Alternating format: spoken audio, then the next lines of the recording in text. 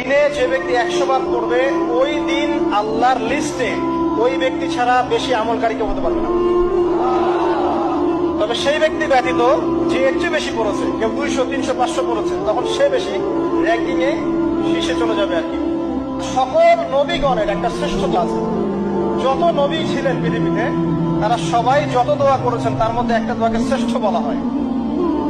শিখিয়ে দেব কোনটা? সেটা হলো লা ইলাহা ইল্লাল্লাহ ওয়াহদাহু লা শারীকা লাহ লাহুল মুলক ওয়া লাহুল হামদ ওয়া হুয়া আলা কুল্লি শাইইন কাদির।